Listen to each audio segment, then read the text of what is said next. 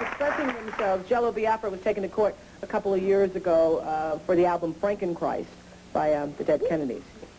Well, what we're seeing here is what I see as a false controversy. It's rap music, and rock music is being cast as a Willie Horton poltergeist-type figure in order to advance the agenda of the religious right backers of Tipper Gore's organization, the PMRC.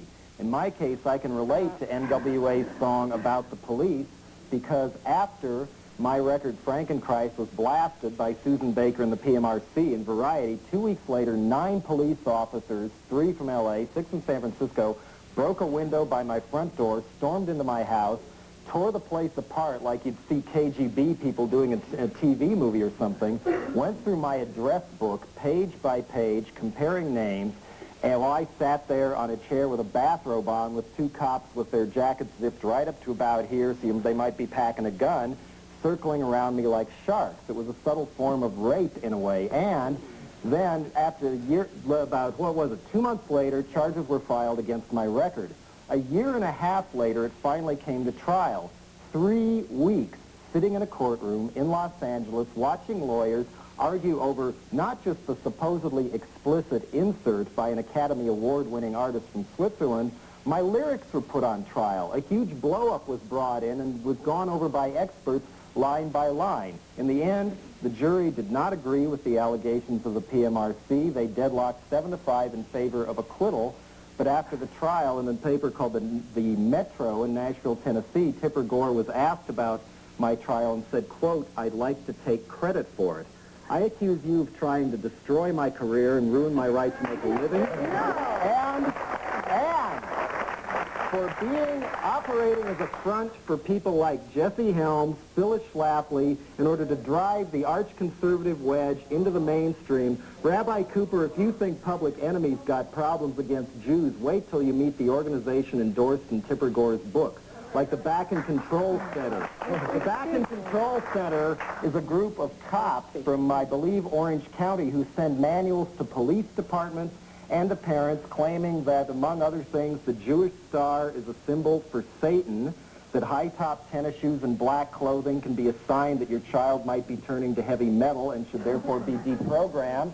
If a kid shoplifts or becomes involved in a gang, then, well, it must be the music's fault. To me, practicing fraud like that to the point where doctors who used your video in a Milwaukee hospital told a kid who came in to be treated for clinical depression that his Iron Maiden T-shirt was the problem. That, to me, is the real child abuse. Tipper, let you speak. Okay. First of all, that's a very bizarre rendition of what my group is about. We are not right-wing fundamentalists. I happen to be a liberal Democrat. We have 2 coalitions. Then why do you speak at Phyllis Schlafly function? Okay, one at a time. It's simply not true. I happen to be a liberal Democrat. I work with Republicans and Democrats on this issue. We have 1 coalition with the National PTA to advance the idea of record labeling so parents would be alerted when there was graphic material. I don't know if that helps, though, because I don't know if that helps or hurts, because I think kids, when they see the label, they want it even more. Okay, so let me finish. There's something much worse than that, though. Oprah, he has leveled a lot of charges. We also are supported by the American Academy of Pediatrics. Why? Why are parents and teachers and doctors concerned about graphic lyrics in young children? There's a reason for that, and there's a way to deal with that with respect for freedom. We had nothing to do with the problems that you had. We want to educate people that we want to educate. That was not an accurate quote. All right, I'll pull it out for you. It's right here.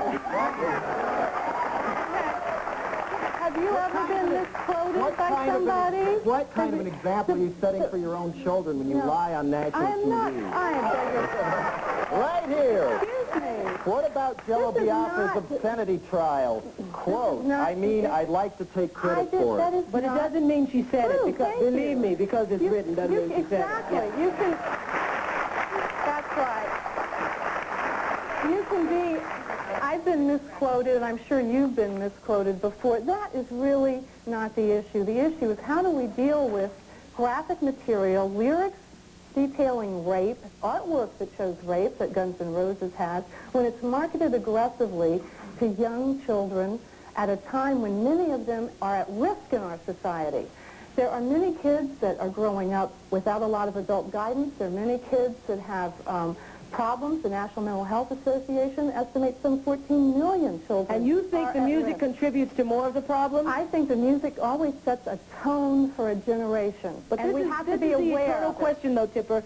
Doesn't the music reflect what's already going on? The egg is the conditions in society. The music reflects what happens. It's not the other way around. It's not a We're not making up anything that's a fantasy, you see. And to attack American society is sick in some very basic ways. You had Don Johnson with Dead Bang with a huge gun advertising his new movie, and you're going to complain about a record that may sell 500,000 copies.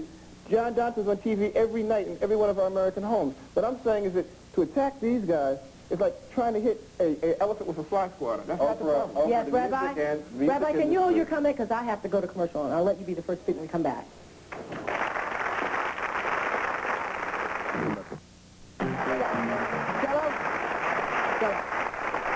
I have to reply to Rabbi Cooper. I don't like everything that comes out in music today either. I mean, I don't necessarily even agree with everything on Ice-T's record, but I've collaborated with him on the new album, on the opening track, Freedom of Speech. But say I was a father and my kid brought home something I really, really objected to, like a Skinhead record or a Toy Uzi or even a Guns N' Roses record with those lyrics on it. I would not immediately go crawling to the phone to call the cops or call Tipper Gore. I would not put my kid in a mental hospital for the kind of music they listen to. I would not send them to some deprogramming center, blame it on the music. What I would do is sit down with the kid and say, okay, you spent your own money on this. Why? What does it mean to you? Why do you like it? Is it the tune? Is it the rhythm? Is it that cool bass player? What is it? But, well, let me finish here. Let me finish. But tell me why you like it, and I'll tell you why I don't like it. I think the most evil part of the PMRC and people like Tipper Gore and Jesse Helms is they play on the fears of parents who are too chicken to talk to their own kids. All right, Tipper. Look for scapegoats.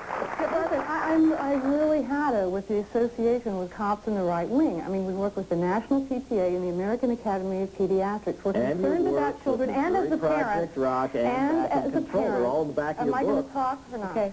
As a parent, and the Parents Music Resource Center recommends that parents talk to kids about these issues, but parents need to know that there's racism and that there's abuse of women in the lyrics and the issues. Parents are busy today. 68% of them are working. How they need busy to be with their kids? No, they need to be too busy to watch their kids. No, I'm saying they need... There's nothing more important than what your kid is watching and listening. If you're worried, but they need the label to help them No, they know don't. what the If they're worried about the lyrics, ask the kid what the lyrics are. So you can do that. Finish, please, Joe. Listening to them. Let Tipper finish. Right. No. The opera spoke very eloquently to the hurt that's been heaped upon him. But one of the things that's been disturbing us has been this virtual, total silence of the music industry when a member of that industry speaks out as an anti-Semite, when Guns N' Roses puts forth their hateful lyrics. I think that if we'd see more activism on a broader range of issues within the industry, well, this would be a lot healthier. With my lyrics, and I'm the one that got busted. I mean, there's a greater issue here, and that is who is so cool or so smart they have the right to decide who gets the black hand of filth smeared on their record with a warning sticker. You know what warning stickers do? The Camelot record chain based in North Canton, Ohio. Let me finish, please. I am answering your question. Has been... No, you're not. Okay, let me finish. There's no restrictions. Freedom of expression. How about talking out on the other issues that impact on your industry? I can put it all in a nutshell. The enemies of the music is what fuels the fire. As soon as a kid comes home from school and his mother says, have you listened to your Ice-T album today? I'm through. Rock and roll has always got to have an enemy. That's what keeps it rock and roll. So what is it you want, Tipper? You say you don't want censorship. You want... I'm not for censorship. I'm for awareness. A label helps a busy parent make a distinction.